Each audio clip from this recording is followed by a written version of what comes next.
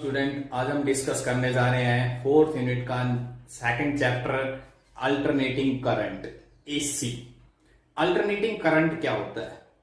एक current whose magnitude change and direction reverse, जिसका magnitude change हो जाए टाइम के साथ।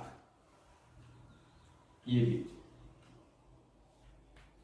और direction reverse, positive negative positive negative. तो इसको हम क्या कहेंगे? Alternating current.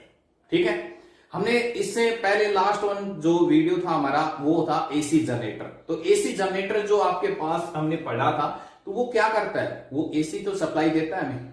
ठीक है, तो वो एसी सप्लाई हमने लास्ट वीडियो के अंदर पढ़ा था। वो करंट की इक्वेशन हमारे पास आई थी, I equal to I nought sine omega t.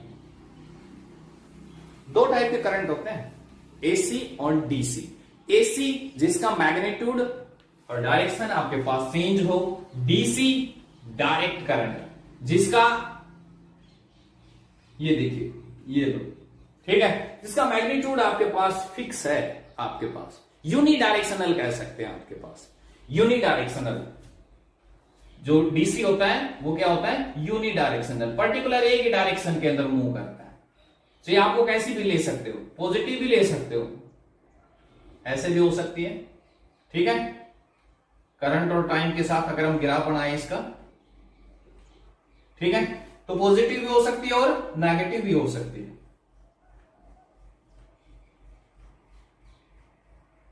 ठीक है, ये होगा डीसी जो पर्टिकुलर एक ही डायरेक्शन में। अपने पीछे करंट इलेक्ट्रिसिटी के अंदर पड़ा है, सभी के सारी पूरी करंट इलेक्ट्रिसिटी के अंदर हम डीसी सप्लाई तो लेके चलते हैं, जो बैटरी से लेके चलते हैं हम। ठीक है, ये होता है इसका सिंबल। और एसी का जो सिंबल हम लेके चलते हैं सर्किट के अंदर, वो ये होता है। ठीक है, जिसका मैग्नीट्यूड आपके पास टाइम के साथ चेंज हो, वो एसी होती है। ठीक है, और डायरेक्शन आपके पास रिवर्स होने लग रही है। ठीक है, तो इसके अंदर ये करंट इक्वेशन है जिसका हम यूज करेंगे, I equal to I nought sine omega t. ऐसे ईएमएफ इक्वेशन हमारे पास होती है, E equal to E nought sine omega t, जो हमने लास्ट वीडियो एसी जनरेटर के अंदर हमने ये वैल्यू, ये इक्वेशन हमने फाइंड आउट की थी। ठीक है, ओमेगा एंगुलर वेलोसिटी से आपके पास जो वेव है वो आपकी रिवॉल्व करने लग रही है, मूव करने लग रही है यहां से। साइन की वेव तो है ही आपके पास। ठीक है, ये हमारे पास यहां पर एक कंप्लीट साइकिल कंप्लीट होती है, तो इसका टाइम हमने मान लिया टी हो गया, ये कंप्लीट साइकिल दूसरी हो गई, यहां इसका टाइम 2t हो गया, ये टाइम इसका हाफ हो गया t/2। ठीक है, सेम ऐसे यहां पर क्या हो जाएगा 3t/2। ठीक है, तो ये था हमारे पास एसी। अब हम निकालेंगे इसी के अंदर इसकी एवरेज और mean value of N AC. Average और मीन वैल्यू एसी की क्या होगी? अल्टरनेटिंग करंट जो डीसी एमिटर होते हैं वो एसी को मेजरमेंट नहीं कर सकते, क्योंकि इसके अंदर क्या होती है? Average value over A complete cycle, average value of AC, average या मीन वैल्यू कह सकते हैं। ठीक है, एसी की एवरेज या मीन वैल्यू क्या होगी आपके पास? तो मैंने अभी बताया कि जो डीसी होते हैं, डीसी एमिटर होगा, डीसी वोल्टमीटर होगा, वो इसको मेजरमेंट नहीं कर सकते, क्योंकि कंप्लीट साइकिल के लिए एसी की वैल्यू 0 होती है। ठीक है, तो यहां पर हम सबसे पहले हाफ साइकिल के लिए निकालेंगे। कंप्लीट साइकिल के लिए एसी की वैल्यू क्या होती है? 0। तो हम हाफ साइकिल के लिए निकालेंगे। आपने पिछले करंट इलेक्ट्रिसिटी चैप्टर के अंदर पढ़ा है, करंट क्या होता है? I equal to dq upon dt, instantaneous current बोलते हैं इसको। ठीक है, तो यहां पर हम करंट की एवरेज वैल्यू निकालते हैं। एवरेज वैल्यू क्या हो जाए? ठीक है, यहां से आप dq को ऐसे तो लिख सकते हो, I इंटू में dt। आप किसी की भी एवरेज निकालते हो। आपने एक महीने के अंदर कितनी इनकम की, मान लो आपके पास आपके घर पे एक पर्सनल आपकी शॉप है, उस शॉप के अंदर आपकी पर डे इनकम कितनी हो रही है, 1 तारीख को कितनी इनकम थी, 2 तारीख को कितनी थी, 3 को कितनी थी, तो पूरे अगर हम कंप्लीट मंथ का हिसाब लगाते हैं तो हम उसका एवरेज निकालते हैं कि पर डे हमारी इतनी इनकम हुई। ठीक है, तो हम क्या करते हैं? टोटल का सम करते हैं, उसके बाद वो टोटल कितने मंथ के अंदर कितने डेज हो गए पर डे के हिसाब से निकालेंगे, तो उसे नंबर ऑफ डेज से डिवाइड कर देंगे, तो उसके अंदर हम एवरेज निकाल पाते हैं। तो ऐसे ही हमारे पास एवरेज वैल्यू करंट की क्या हो जाएगी? टोटल चार्ज आपके पास नेट चार्ज, तो यहां से नेट चार्ज को आप क्या लिख सकते हो? इसका इंटीग्रेशन करें, ठीक है, तो क्यू इजिकल टू क्या आ जाएगा, integration I D T over total time, ठीक है। अब यहां पर मैं आपको बताता हूं, अगर हमने एक हाफ साइकिल के लिए निकाला 0 से t/2, ठीक है, हाफ साइकिल के लिए इसकी वैल्यू निकालते हैं, समझ गए। ये हमने इंटीग्रेशन की लिमिट लगा दी 0 से t/2। करंट हमने पढ़ा ही है, I इक्वल टू किसके इक्वल होता है, I not sine omega T के, ठीक है। मैंने अभी बताया कि दोनों इक्वेशन हम इस पूरे चैप्टर के अंदर यूज करेंगे। ये वैल्यू इसके अंदर पुट कीजिए तो I एवरेज की वैल्यू आपके पास आ जाएगी। इंटीग्रेशन लिमिट 0 से t/2, I किसके इक्वल है, I not sine omega T dt, ठीक है, ओवर इंटीग्रेशन dt का इंटीग्रेशन कितना हो जाएगा, t हो जाएगा, और लिमिट आपके पास क्या हो गई 0 से t/2, ठीक है। यहां पर भी I नॉट कॉन्स्टेंट है, इसको बाहर निकाल लेंगे। साइन ओमेगा टी का इंटीग्रेशन क्या हो जाएगा, माइनस कोस ओमेगा टी, और फिर ओमेगा टी का डिफरेंशिएशन आएगा और वो आ जाएगा नीचे, ठीक है, रिमाइंडर के अंदर। लिमिट आपके पास वही 0 से t/2 अपोन में, यहां पर इसकी लिमिट रखेंगे, upper limit t/2 minus lower limit 0 हुई, ठीक है। आई नोट आपका आगे कांस्टेंट हो गया। इस ओमेगा को भी बाहर निकाल लेते हैं, इस माइनस साइन को भी बाहर निकाल लेते हैं, ठीक है। नीचे t/2 था, इसको भी, तो t नीचे हो गया, 2 ऊपर चला गया, ठीक है। अब इसके अंदर लिमिट पुट कीजिए, कोस ओमेगा की वैल्यू होती है, आपने +1 में पढ़ा होगा 2π/t। सबसे पहले t की जगह अपर लिमिट रखेंगे t/2 minus lower limit cos 0। t से t कैंसिल आउट, 2 से 2 कैंसिल आउट, क्या मिला हमें, -2 I नोट अपॉन में ओमेगा इंटू में t, और ओमेगा की वैल्यू अभी मैंने बताई थी किसके इक्वल होती है, 2π/t, तो 2π अपॉन में t ऊपर भेज देंगे, इधर t था ही इसके साथ, 2π/t, t से t कैंसिल आउट हो जाएगा। इधर cos π की वैल्यू -1, cos 0 की वैल्यू 1, कितनी वैल्यू आ गई, 2 से 2 कैंसिल आउट हो गए, -2 माइनस माइनस प्लस हो जाएगा 2I नोट अपॉन में पाई। तो ये हमारे पास एवरेज वैल्यू होगी अल्टरनेट करंट की, ठीक है। और अगर इसी के अंदर आप यहां पर लिमिट रखते हो 0 से t for a complete cycle के लिए, तो उस केस में आपके पास एवरेज वैल्यू कितनी आ जाएगी, 0 for complete cycle. Complete cycle के लिए ये जो वैल्यू आई है, ये हमारे पास हाफ साइकिल के लिए एसी की वैल्यू आई, ठीक है। आगे बात समझ में क्लियर हुआ। ऐसे ही आप ईएमएफ की वैल्यू निकाल सकते हैं, ओम सला से आपको तो पता ही है, I इक्वल टू किसके इक्वल होता है, E/R के, ठीक है। और ईएमएफ इक्वेशन अभी हमने बताई थी, आज जैसे करंट इक्वेशन थी सेम है आपके पास ईएमएफ हो जाएगी, ठीक है। तो अगर हम सेम ऐसे कैसे यहां पर I की जगह बस आपको ये पुट करना है, तो ऐसे कैसे हमारे पास रिलेशन आ जाएगा ईएमएफ का, तो ईएमएफ की भी एवरेज मीन वैल्यू हमारे पास किसके इक्वल हो जाएगा, 2E नोट अपॉन में पाई, ठीक है।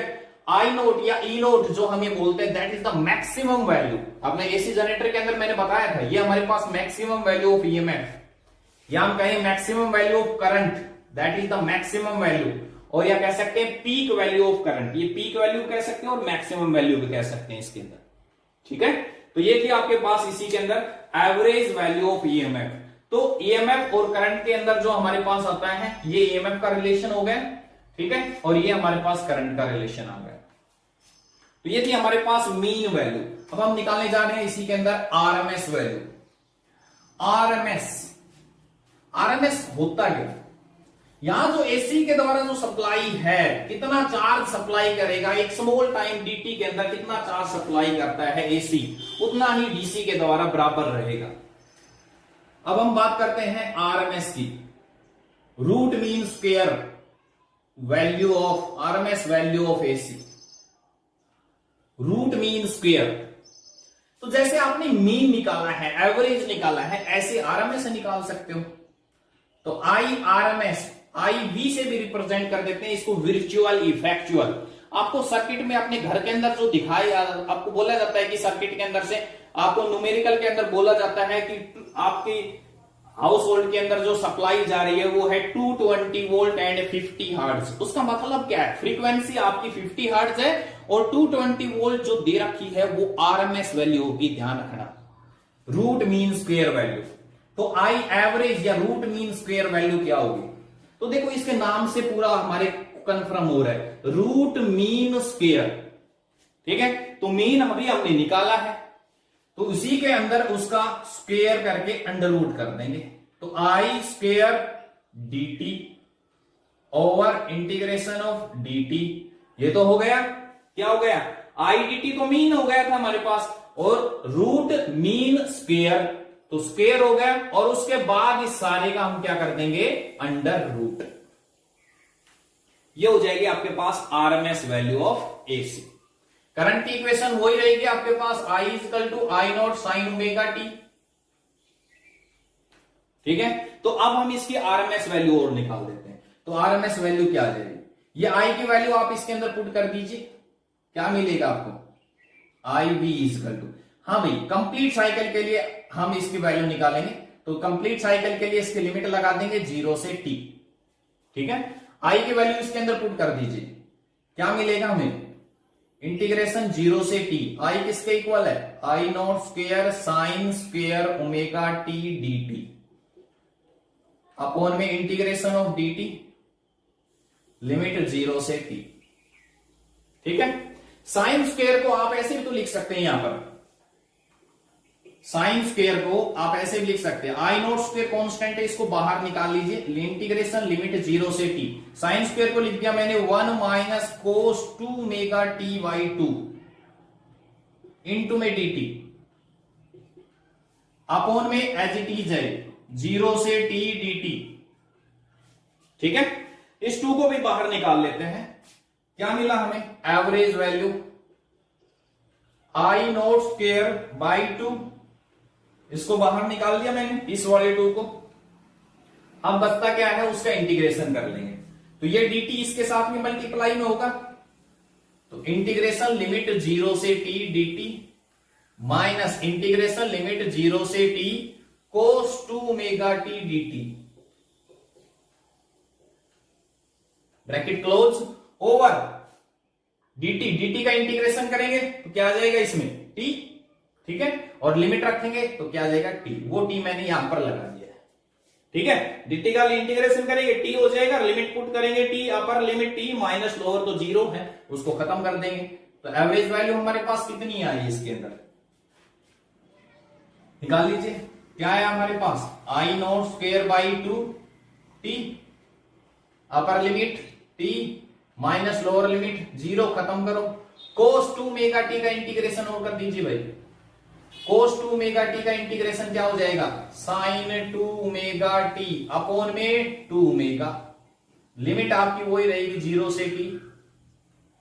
ठीक है, I we equal to I not square by 2t, t minus, हाँ जी इसमें से 1/2 ओमेगा को बाहर निकाल लीजिए, साइन 2 ओमेगा, ओमेगा क्या होती है 2 pi by t, upper limit t minus lower limit sine 0, t से t cancel out, sine 4 pi की वैल्यू 0 और साइन 0 की वैल्यू 0, मतलब ये सारी कंप्लीट वैल्यू क्या बन गई आपके पास 0। तो आई भी हमारे पास क्या आ गया, I not square by 2t into में t से t कैंसिल आउट, क्या गया आई नॉट स्क्वायर बाई 2। ठीक है, और ये क्या था, सारे का अंडर रूट, तो अंडर रूट क्या था, अभी मैं अंडर रूट को लेके चल रहा हूं, पूरे आपके पास कंप्लीट के अंदर लेके चलेंगे हम इसको अंडर रूट को, पावर 1/2। ठीक है, ये सारे के अंदर लेके चलेंगे, तो ये सारे का हाफ हो जाएगा, तो ये हमारे पास अभी RMS या mean value of, RMS value या वर्चुअल वैल्यू ऑफ करंट। ठीक है, समझ गए बात को, तो ये हमारे पास आ गए, that is the peak value of current and that is the RMS virtual या इफेक्चुअल वैल्यू ऑफ करंट। ठीक है, आगे बात समझ में क्लियर हुआ, आज के लिए इतना ही। तो ये था हमारा रिलेशन, ऐसे ही EMF के अंदर रिलेशन आ जाता है, जैसे करंट का था तो ईएमएफ का भी क्या आ जाएगा, ईएमएफ की आरएमएस वैल्यू क्या हो जाएगी, ई नोट अपॉन में √2, ये ईएमएफ की आ गई। ठीक है, आगे बात समझ में। तो ये थी आरएमएस और मीन वैल्यू ऑफ एसी। ठीक है, थैंक्स।